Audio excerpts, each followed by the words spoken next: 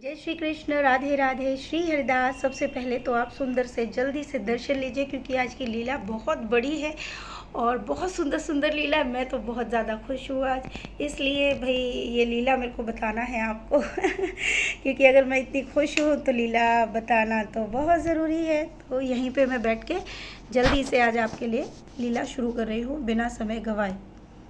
आज होता है कि हमारी जो सोना है वो जल्दी से घर से निकल गई है बिना किसी को कुछ बताए हुए, और वो घर से निकल चुकी है और वो आज दुखी है। अब पता नहीं, उसकी आत्मा आज ना बहुत दुखी है, और वो दुखी इतनी है कि उसको पता ही नहीं चल रहा है। और वो घूमते घूमते घर में मतलब सोच के गई है कि मैं आज चली जाती हूँ, और जाते जाते वो वृंदावन और बरसाने की तरफ निकल जाती है।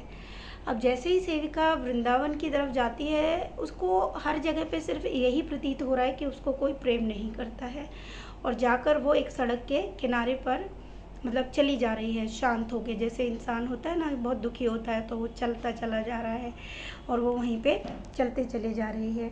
लेकिन तभी वो देखती है कि सामने से एक गाड़ी है, और उस गाड़ी से जो है हमारे बिहारी जी उतरते हैं, और बिहारी जी सोना की तरफ देखते हैं। और जैसे ही वो देखते हैं तो वो देखते हैं कि ये यहाँ पे क्या कर रही है। तो वो चलते चलते ही उसके उदासी चेहरे को देखते हुए उसका हाथ ऐसे घुमा के पकड़ते हैं कि सेविका का जो चेहरा है वो भी उनकी तरफ टर्न हो जाता है, और दोनों बड़े फास्ट फास्ट चलने लगते हैं। और कान्हा जी उससे कहते हैं, कहाँ जा रही थी ये, कहाँ जा रही थी? मैंने मना किया है ना, बिना बताए घर से नहीं जाना है कभी भी। तो फिर आज ये कहाँ? वो तो मैं अपने भक्त को छोड़ कर आ रहा था, इसलिए मेरे को दिख गई। मैंने जब मना किया है कि मुझे बिना बताए कहीं नहीं जाना है, तो क्यों जा रही थी? तो सेविका कहती है कि मैं ना आज बहुत दुखी हूँ और आप मुझसे बात मत करो। लेकिन वो अंदर ही अंदर आज अब वो बहुत प्रसन्न है, लेकिन वो अभी भी कान्हा जी को नहीं बताना चाहती है कि आप मिल गए हो तो मैं बहुत प्रसन्न हूँ। वो कहती है, नहीं, मैं किसी को कुछ नहीं बोलना चाहती हूँ। और वो सड़क के किनारे पर बैठ जाती है और कहती है कि नहीं, मुझे कोई भी प्यार नहीं करता है, दिव्या भी मुझे प्यार नहीं करती है, आप भी मुझे प्यार नहीं करते हो, आप भी मुझसे मिलने नहीं आते हो। दिव्या भी सिर्फ अपने बच्चों से प्यार करती है, मेरा कोई है ही नहीं। और मैं अपने घर से भी आ गई, मेरे मम्मी पापा भी मुझे प्यार नहीं करते, कोई मुझे प्यार नहीं करता। तो कान्हा जी कहते हैं, ये किसने कहा तुमसे कि कोई तुमको प्यार नहीं करता? तो बोले, नहीं, मुझे मालूम है। वो जब से आपके वो सारे छोटे छोटे बच्चे आए हैं ना, और वो सब की वजह से दिव्या सारे उन बच्चों को प्यार करती है। वो मुझे प्यार नहीं करती है, अपने दोनों बच्चों को प्यार करती है, या फिर गोलू उसके गले में हाथ डाल के पड़ा रहता है, और कोई प्यार ही नहीं करती वो किसी को, समय नहीं बचता उसके पास। तो कान्हा जी कहते हैं, ऐसा बिल्कुल नहीं है, वो तुमको बहुत प्यार करती है। तो बोली, मैं बोल रही हूँ ना कोई मुझे प्यार नहीं करता। तो कान्हा जी बोले, चलो आज मैं तुमको दिखाता हूँ कि वो तुमको कितना प्यार करती है। तो सेविका इस बात को मानने के लिए तैयार नहीं है, और वो वहीं पे बैठी रहती है। तो कान्हा जी ब्रज भाषा में बोलते हैं, जो सेविका ढंग से जानती नहीं है। लेकिन जब उसने इसी को मेरी लैंग्वेज में बोला तो मेरे को समझ आ गया कि लाला ने क्या बोला। तो लाला ने कहा, अब का मुँह मरवाएगी जाठिया, मैं कह रहा हूँ कि चल घर, अब बहुत देर है गई है, मैं कह रहा हूँ ना, उठ यहाँ से और घर चल जल्दी सी ना। तो सेविका बोलती है कि अब आप भी देखो, फिर मुझ पे चिल्ला रहे हैं, मैं कह रही हूँ ना कोई मुझे प्यार नहीं करता है। तो कान्हा जी कहते, मैं कह रहा हूँ ना, उठो चलो ज़रा यहाँ से, मैं बोल रहा हूँ घर चलो। तो वो जो है उसका हाथ पकड़ के घर पे लेके आ जाते हैं। अब सेविका घर आ चुकी है, और कान्हा जी सोफे के एक कोने पर बैठ गए हैं। अब सेविका कान्हा जी को बोले जा रही है कि आपने क्या किया है मेरे लिए, कुछ किया है क्या? आप ना सच में मेरे को किडनैप कर दिया, आपने मेरे को घर से भी मतलब अलग कर दिया, और मैं यहाँ पर किडनैप की तरह आप रखते हो, ना जाने कितने बच्चों को आप किडनैप कर लेते हो, फिर उनका जीवन ऐसे ही हो जाता है, कोई कुछ नहीं कर पाता है और कोई उनको प्यार भी नहीं करता है। मुझे भी अब कोई प्यार नहीं करता। तो कान्हा जी सिर्फ सुन रहे हैं, और वो अपनी चीज़ों में लगे हुए हैं, और वो कह रहे हैं, ऐसा नहीं है, ये तो बहुत अच्छी बात हुई है तुम्हारे साथ, तुम्हें यही नहीं पता कि तुम्हें अभी सबसे जीवन में कौन ज़्यादा प्यार करता है? तो वो कहती है, नहीं, कोई मुझे प्यार नहीं करता। तो कान्हा जी बोले कि मैं तुमको दिखा सकता हूँ कि तुमको कौन ज़्यादा प्यार करता है। तो वो बोले, रहने दो कान्हा जी, कोई मुझे नहीं दिखा सकता कि मुझे कौन प्यार करता है। तभी सेविका कहती है, अब रहने दो बस, आप तो बस जब देखो तब ना अपनी भक्तन की ही बात करते रहते हो, जब देखो तब उसी का साथ देते रहते हो। तो कान्हा जी बोले कि कौन भक्तन? तो बोले, दिव्या, वो आपकी भक्तन है ना? तो कान्हा जी बोले, कौन बोला? नहीं, वो भक्तन नहीं है मेरी, वो मेरी मैया है। तो बोले हाँ हाँ वही, देखा ना, आप उसी को मैया भी बोलते हो, सारी चीज़ उसी के लिए करते हो, मेरी कभी नहीं सुनते हो, हमेशा उसके कहने पर ही आप सुनते हो, वो जो कहती है आप करते हो। तो कान्हा जी कहते हैं ऐसा नहीं है, मैं प्रेम तो करता हूँ, लेकिन तुम अपनी ज़िद छोड़ दो, जिस दिन तुम थोड़ा गुस्सा कम करोगी तो मैं तुमसे भी उतना प्रेम करूँगा। लेकिन मुझे उन पे ना बहुत प्रेम आता है, क्योंकि वो मुझे बहुत प्रेम करती हैं। तो सेविका फिर कहती है कि देखा ना, आप अब भी उसी की तारीफ़ किए जा रहे हो, जब देखो तब उसी के लिए सारी चीज़ें करते रहते हो। तो कान्हा जी बोले अब तो तुम मानोगी नहीं, आज तो मुझे तुम्हें दिखाना ही पड़ेगा, और अब मुझे ये सिद्ध भी करना पड़ेगा कि दिव्या मैया तुमको कितना प्रेम करती है। तो वो सेविका कहती है हाँ रहने दीजिए कान्हा जी, मुझे कुछ सिद्ध नहीं करवाना है, बस आप रहने दो। अब होता क्या है कि अचानक से सेविका जो है ये भूल चुकी है कि कान्हा जी उसके सामने सोफे पे बैठे हुए हैं, वो पूर्ण रूप से भूल चुकी है। अब उसको क्या लग रहा है कि हमारे घर में कोई नया श्री विग्रह जो है बिहारी जी का आ चुका है, जो सोफे पे बैठा हुआ है। अब वो हिल डुल नहीं रहे हैं बिल्कुल, सेविका के दिमाग से बिल्कुल निकल चुका है कि वो कोई बात भी कर रही थी कान्हा जी से, या कोई ऐसी बात हुई है, उसको कुछ याद नहीं है। अब वो क्या करती है, यहाँ पे उठती है और वो कहती है लगता है दिव्या नया विग्रह भी हमारे घर आ गया है, और वो उस विग्रह को देख के उठ जाती है कमरे से, और कमरे से बाहर आके वो और कार्य जो है करने लगती है। अब अचानक से वो अपने कपड़े उठाती है, वो देखती है सुबह का समय हो गया है और वो स्नान के लिए जाती है। अब जब वो स्नान के लिए जा रही होती है तो उसको सामने सोफे पे बैठे हुए वो कान्हा जी का श्री विग्रह फिर दिखता है। तो सेविका फिर देखती है उस श्री विग्रह को, फिर ऐसे ही उनको देख कर कहती है कितनी आँख मटकाती हो ना आप कान्हा जी, मैं ना नहाने जा रही हूँ, ठीक है आप बैठे रहो, अब मैं जब फ्री हो जाऊँगी तो मैं आपकी सेवा कर दूँगी, ज़्यादा सेवा तो नहीं, पता नहीं भगवान हमारे यहाँ कितने लाला आ गए। और वो इस चीज़ को भूल चुकी है कि वो कान्हा जी ही हैं, कान्हा जी की माया है भाई, उन्होंने उसको सब कुछ भुला दिया है। अब वो स्नान करने के लिए बाथरूम में चली जाती है। अब वो जाती है, जाने के बाद वो स्नान करते करते सोच रही है, वो भी कान्हा जी के लिए सोच रही है भगवान ये आ गए, अब इनके लिए भी कुछ ना कुछ तो बना ही दूंगी, चलो ठीक है कोई बात नहीं, आज तो मैंने इनको स्नान करा दूंगी या कुछ कपड़े वपड़े पहना दूंगी, मतलब वो इस तरह के विचार उसको उनको लेकर कर रही है। लेकिन अचानक क्या होता है, वो जैसे ही कुछ कपड़े को धोकर निकालती है तो जो नल होता है बाथरूम में, जो नल होता है वो नल उसके सर पे लग जाता है, और जैसे ही वो नल उसके सर पे लगता है उसके सर से खून की धार बहने लगती है, पूरे ही बाथरूम में खून ही खून हो जाता है। सेविका पूर्ण रूप से डर चुकी है वो, और अब वो बहुत ज़्यादा घबरा गई है। अब उसको क्या लग रहा है कि मैं जो हूँ ना कान्हा जी को कुछ न कुछ बोलती रहती हूँ, तो इसीलिए मुझे लगता है कान्हा जी ने मुझे सज़ा दे दी है, और अगर मैं दिव्या को बताऊँगी तो उसको बुरा लग जाएगा कि देखा मैं कह रही थी ना कान्हा जी को कुछ मत बोला कर, तो अब मैं उसको भी नहीं बताऊंगी कि मतलब कि मेरे को चोट लग गई है। तो वो क्या करती है कि कुछ भी ऐसे ही एक तरफ से उस जगह को पकड़ के जहाँ से खून बहुत बह रहा है उसको दबाती है, और स्नान करके पूरा जो खून वून है बाथरूम में उसको साफ़ करती है, और साफ़ करने के बाद नहा धो के बाहर निकलती है। बाहर आने के बाद वो क्या करती है, आके हल्दी पाउडर क्रीम जो भी उसको मिलता है साथ में कपड़ा, वो इस तरह से उस गड्ढे में भर लेती है जो उसके सर पे हुआ है लेफ्ट साइड में, उसको भर देती है, और भरने के बाद उसको वो रोकती है। अब वो देखती है मैं आती हूँ तभी घर के अंदर, तो मैं कहती हूँ क्या हुआ, ये सिर्फ सोना क्या हुआ, इतने परेशान क्यों लग रही। बोले कुछ नहीं ऐसे ही थोड़ा सा चोट लग गई थी, पर वो मुझे ढंग से कुछ भी नहीं बताती है। अब ऐसे करते करते वो क्या देखती है कि 4 महीने गुजर चुके हैं, 4 महीने हो गए हैं। अब 4 महीने बाद सेविका के अंदर अचानक से कोई चीज़ ऐसी होने लगती है कि उसको उसके सर में बहुत तेज़ दर्द होने लगता है, और जो दर्द उसको होता है ना तो उस दर्द में वो बहुत ज़्यादा कराहती है, और वो पूरी तरह से पागल सी हो चुकी है, मतलब उसका दिमाग पूर्ण रूप से इधर उधर हो चुका है, और वो मतलब उसको लग रहा है कि मैं अब मर जाऊँगी, अब मैं बचूँगी नहीं, और अब तो मेरा चांस ही नहीं है बचने का, अब क्या होगा। मुझे लगता है दिव्या को मैं इतना प्रेम करती हूँ, इसीलिए मुझे भी दिव्या की तरह कैंसर हो गया है।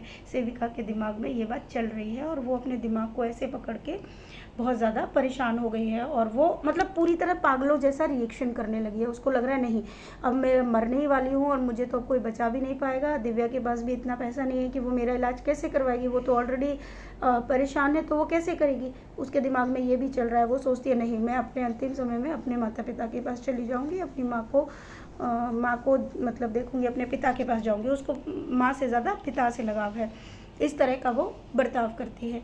अब वो अचानक से यही बात मुझे भी कह देती कि दिव्या देख मुझे ना ऐसे हो गया है और मैं जा रही हूँ, और वो मेरे मुंह पे भी इस बात को वर्णन कर देती है कि मुझे ना ये कुछ हो गया है, और मतलब मैं जा रही हूँ, अब ये समझ ले कि मेरे साथ कुछ गलत हो गया है, लेकिन मैं जा रही हूँ। लेकिन वो ये नहीं बताती कि उसको ये प्रॉब्लम हो गई है।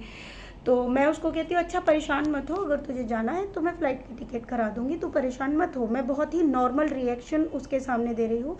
और सेविका का कहना है कि उस समय पे जो मैं जो दिख रही हूँ, मेरी एज दिख रही है 32 के करीब मेरी एज दिख रही है, होंगी 31-32 के करीब मेरी एज दिख रही है जिस समय पे ये इंसिडेंट सेविका के साथ हुआ है। और मैं बहुत यंग दिख रही हूँ और उसमें मेरा जो चेहरा है वो बहुत चमकदार है। तो उसमें वो बार बार ना मेरी एज को समझ नहीं पा रही है उसमें, क्योंकि मैं बहुत यंग दिख रही हूँ। तो यंग दिखने से वो अपनी मर्ज़ी से लमसम लगा रही है कि मैं 30 की हूँ या इतने का उसने एक लमसम लगाया है। और वो उस चीज़ पे मतलब मुझे देख रही है और फिर लेकिन मैं बहुत ही नॉर्मल रिएक्शन दे रही हूँ। मैं कह रही हूँ ठीक है, तो तू जैसे बोल रही है वैसा कर लेना। तभी अचानक से वो कहती है नहीं नहीं, मुझे अभी आज ही जाना है, मुझे अभी। तो सेविका क्या करती है, अंदर जाती है और अपने कुछ वस्त्र जो है अपने बैग में भरने लगती है। लेकिन जैसे ही वो बैग में भरने लगती है तो वो कहती है अरे अब इन वस्त्रों का मैं करूँगी भी क्या, मैं तो बचूंगी नहीं ना, तो मैं अब इन वस्त्रों का क्या करूँगी। तो वो घर से बाहर निकलने लगती है। जैसे ही वो घर से बाहर निकलने के लिए सोचती है तो उसके मन में फिर विचार आता है, दिव्या मुझे इतना प्यार करती थी लेकिन इसने बहुत ही नॉर्मल तरीके से मुझे जाने दिया, ऐसे कैसे।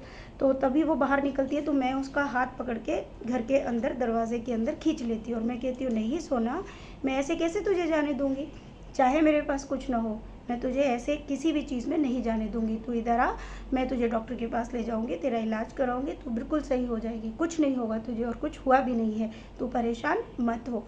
ये बात वो उस समय पे मैं सेविका से कहती हूँ। वहीं पे तभी वो मतलब देखती है कि उसकी मदर भी आ चुकी है दरवाजे पे। उसकी माँ जो है कुछ बोल रही है, वो थोड़ा सा मुझे ही बोल रही है कुछ ना कुछ। वो कह रही है मैं कह रही थी ना कि तुझे कुछ ना कुछ हो जाएगा इसके पास, मैं बोल रही थी। तो सेविका अपनी माँ को ही बोलती है कि नहीं, इसका कारण आप ही हैं, आपके कारण ऐसा हुआ है और अब मैं दिव्या के पास ही रहूँगी। आप ऐसा करो कि आप मुझे पैसे दे दो, मैं अपना इलाज यहीं करा लूँगी, मेरे को नहीं कहीं पे इलाज कराना है, मैं यहीं पे अपना इलाज करा लूँगी। लेकिन उसकी मदर भी पैसा वो शायद उस समय पे उसकी हेल्प नहीं करती है। लेकिन मैं सेविका को लेकर हॉस्पिटल जाती हूँ और मैं हॉस्पिटल ले जाती हूँ और वहाँ जाके मैं उसको बोलती हूँ कि चलो यहाँ पर तुम्हारा इलाज हो जाएगा। लेकिन जब मैं लेके जाती हूँ, लेकिन सेविका का माइंड बहुत ज़्यादा अपसेट हो गया है, उसको लग रहा है कि नहीं वो बचेगी ही नहीं। तो वो बहुत ज़्यादा घबरा गई और एक तरफ वो दूसरों से बोल रही है मुझे कुछ नहीं हुआ है, मुझे कुछ नहीं हुआ है। तभी वहाँ सामने से एक डॉक्टर आता है जिसने बड़ा सा तिलक लगाया हुआ है और वो डॉक्टर आके जब सेविका यहाँ पे रो रही है, उधर से डॉक्टर आ रहा है, तो मैं सेविका को पकड़कर गले से लगाकर बहुत रो रही हूँ कि तू परेशान मत हो, मैं तुझे बचा लूँगी, तुझे कुछ भी नहीं होगा, मैं हूँ ना, मैं बोल रही हूँ कि मैं हूँ।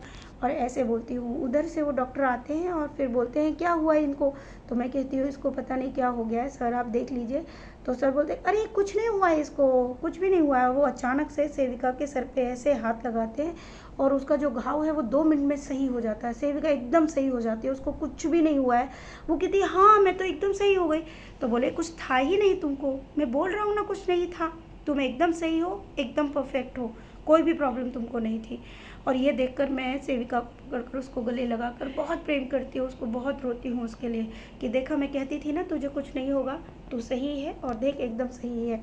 ये बात देखकर सेविका भी मुझे बहुत प्रेम करने लगती है और वो कहती है हाँ देख ना मैं दिव्या सही हो गई ना, मैं पूर्ण रूप से सही हो गई। इस तरीके से डॉक्टर से फिर वो कहती है तो फिर मेरे दर्द क्यों होता था। तो वो बोले सिर्फ तुम्हारे सोचने के कारण, तुम सोचती थी ना इसीलिए तुमको लगता है कि तुम्हारे सोचने से ही सारी चीज़ें, लेकिन सोचना बंद करो, सोचने से कुछ नहीं होता। ये चीज़ सोचकर मैं सेविका को घर लेकर आती हूँ। अब जैसे ही सेविका घर आती है तो उसको अचानक से वो फिर श्री विग्रह जो बिहारी जी का है उसके पास बैठ जाती है और उसको सारी चीज़ें याद आ जाती है कि ये सारा बैठकर सब कान्हा जी ने उसको सपना दिखाया है बैठकर भी। तो सेविका बहुत ज़्यादा मतलब बहुत ज़्यादा भावुक हो जाती है और वो फिर कहने लगती है कान्हा जी। तो कान्हा जी बोले अब बताओ दिव्या तुमको कितना प्रेम करती है, बताओ अब इस सारी दुनिया में सबसे अधिक प्रेम तुमको कौन करता है। तो सेविका कहती है हाँ कान्हा जी वो तो मुझे बहुत प्रेम करती है, देखो ना मुझे बचा दिया।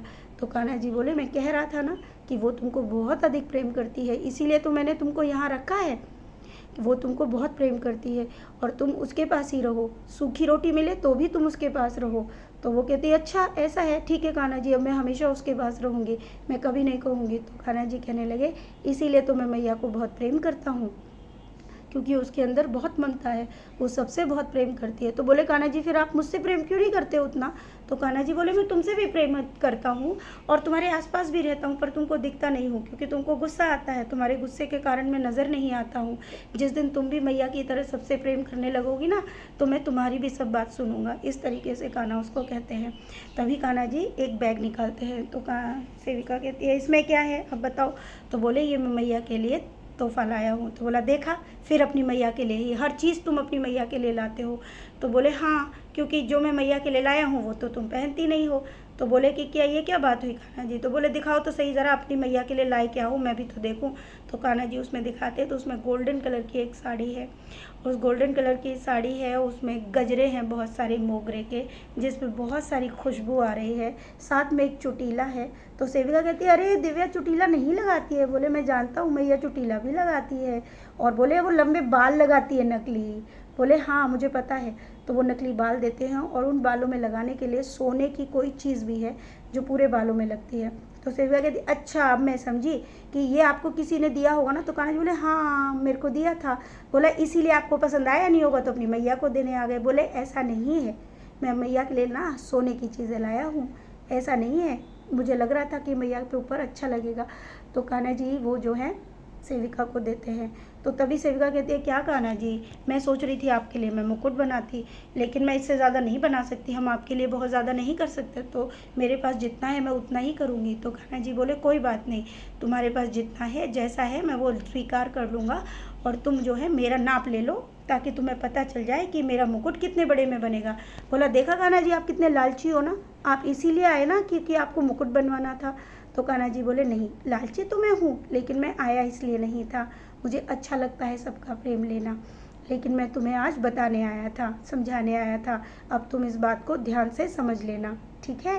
तुम मैया की सेवा करो तो तुम तर जाओगी, और मेरी सेवा करो तो भी तर जाओगी। तो कान्हा जी बोले अच्छा अब मैं सेवा करूँ। बोले हाँ तुम मैया की सेवा करोगी तो तर जाओगी, और हाँ मैं तुम्हें आज बताना चाहता हूँ तुम बहुत भाग्यशाली हो, अगर मैं तुम्हारी ज़्यादा तारीफ़ करूँगा तुम सर पर बैठ जाओगी, और लेकिन अभी तुम बच्ची हो, अभी तुम्हारी जो बुद्धि है वो बालक बुद्धि है, इसीलिए तुम्हें बहुत सी बातें अभी समझ नहीं आएंगी। ये बात कान्हा जी उसको कहते हैं। तो वो कहती है हाँ कान्हा जी ये तो सत्य है, मैं बहुत भाग्यशाली हूँ ना। बोले हाँ, और मैं जो कहता हूँ वैसा ही करो, मैं कह रहा हूँ यहाँ रहो, आराम से रहो, जैसा भी हो, सूखा हो अच्छा हो, सब यहीं पे है तुम्हारे लिए। इस तरह से कान्हा जी उसको समझाते हैं। सेविका बहुत खुश होती है। अंत में कान्हा जी कहते हैं, कान्हा जी उसको फिर कहते हैं अच्छा ये बताओ चलोगी तुम मेरे साथ वृंदावन, मेरे कपड़े सिलोगी क्या। तो सेविका कहती है क्या कान्हा जी, अभी तो आपने कहा कि मुझे दिव्या के साथ ही रहना है, तो फिर अब वृंदावन कैसे। वेरी गुड, ये हुई ना बात, मैं यही तो देखना चाह रहा था कि अब तुम्हारे मन में क्या चल रहा है। बहुत अच्छा, यहीं रहो, अच्छे से रहो, ठीक है, सेवा करो, सेवा परमो धर्म, इस तरीके से कान्हा जी उसको बोलते हैं। फिर वो कह हाँ हाँ अब तो बस अपने काम ही करवाने की बात करते हो, कभी कपड़े सिलने की बात करते हो या श्रृंगार की बात करते हो। तो कान्हा जी बोले ये सेवा है, सेवा से बढ़कर कुछ अच्छा नहीं होता है, सेवा ही सबसे अच्छी चीज़ होती है। और इस तरह से कान्हा जी बोलकर गिफ्ट देकर वहाँ से जाते हैं। और अब मैं आपको क्या बताऊँ, मैं इस लीला को सुनकर बहुत बार रो चुकी हूँ, इसमें और भी बहुत सारे शब्द थे। अब लीला इतनी बड़ी होती है कि सेविका को सेकंड टाइम सुनोगे तो वो तो आधा से ज़्यादा भूल चुकी होती है, और मेरे को तो फिर भी पूर्ण रूप से याद होती है। लेकिन हाँ, आज की लीला ने मुझे बहुत भावुक किया, मैं 2-3 बार रो चुकी, इसलिए अब तो रोऊंगी नहीं कि लाला ने मुझे इतना प्रेम दिया। अब आप यकीन नहीं मानोगे कि कल रात को हुआ ऐसे कि मैं हमेशा सोने से पहले अपने लाला के पास जाती हूँ और हमेशा उसको बोल कर आती हूँ। तो मैंने रोज़ नहीं बोलती हूँ आने के लिए उसको, जब जब बोलती हूँ। तो मैंने कल लाला को सिर्फ इतना बोला था कि लाला हमेशा मैं तुझे जताती हूँ कि मैं तुझे इतना प्रेम करती हूँ, तू कभी मुझे नहीं दिखाता तू मुझे कितना प्रेम करता है। आज उसने इस लीला में मेरी आत्मा को झकझोर दिया, मेरे पास अब कोई शब्द ही नहीं है। मैं बस इतना जानती हूँ मेरे जीवन का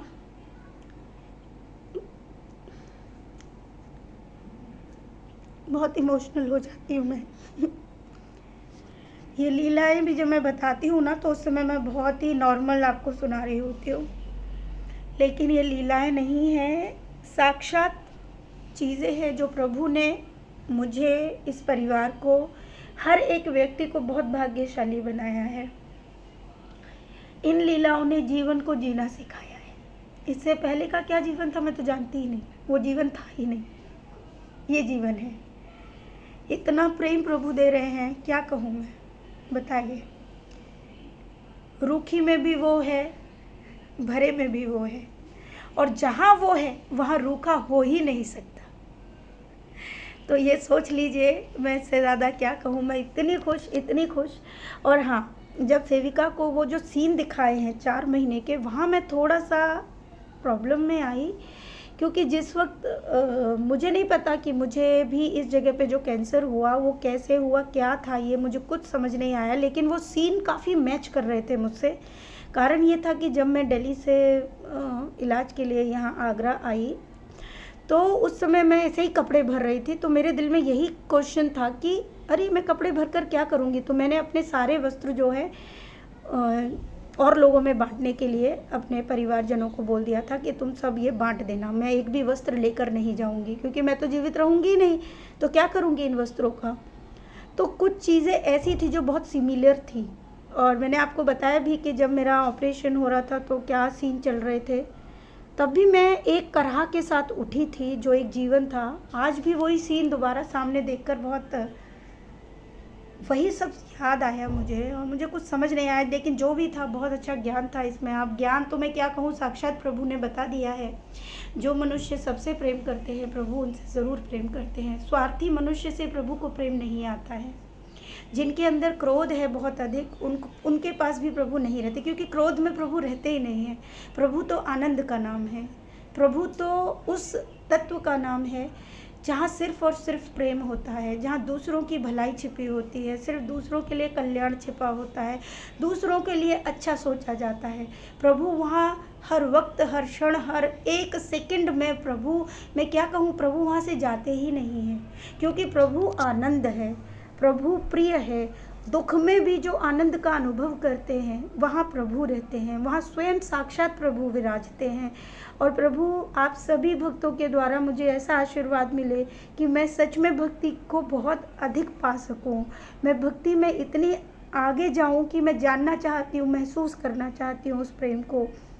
जो मैं प्रेम महसूस कर रही हूँ, मैं उसे अगाह, मतलब मुझे समझ नहीं आता मैं कितना उसको चाहती हूँ, मतलब उस प्रेम को मैं कितना पाना चाहती हूँ, मुझे यही समझ नहीं आ रहा। मतलब मैं इतना सरल बनना चाहती हूँ, इतना अधिक। खूब सारा प्रेम आप सबके लिए। राधे राधे। श्री हरिदास।